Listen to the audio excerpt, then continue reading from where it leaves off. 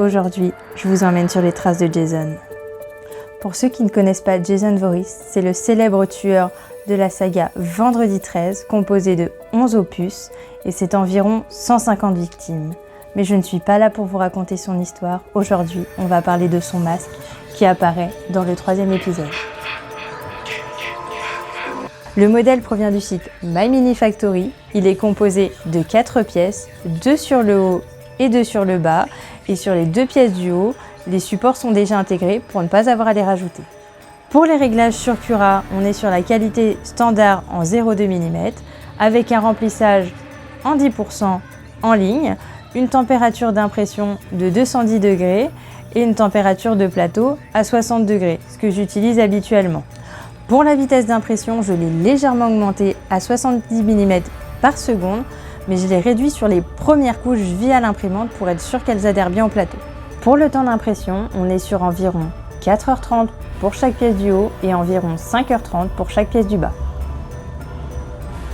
Une fois les impressions terminées, il a fallu assembler le masque, coller les 4 parties ensemble et utiliser un enduit de rebouchage pour masquer les jointures et les quelques petits défauts. Après l'avoir poncé dans son intégralité, j'ai appliqué une sous-couche et dessiné au crayon les motifs rouges.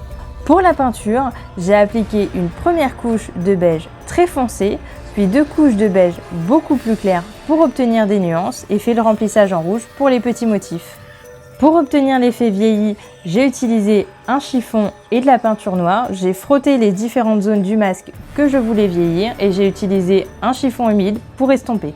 Et pour terminer l'étape peinture, j'ai appliqué du vernis en spray. Pour le maintien du masque, j'ai utilisé des lanières en simili-cuir marron, du simili-cuir noir, mais aussi de l'élastique pour un meilleur maintien. Et je tenais également à ajouter un petit détail comme sur l'image de référence, des petites punaises pour simuler les vis qui sont normalement sur son masque. J'espère que cette nouvelle réalisation vous aura plu. Jason Voorhees, c'est quand même le tueur emblématique des années 80. Je vous avoue que moi je l'ai découvert en faisant cette réalisation. Sur ce, je vous donne rendez-vous très prochainement, certainement pour une nouvelle vidéo sur Noël. Et au fait, connaissez-vous l'origine de la légende du Vendredi 13 ?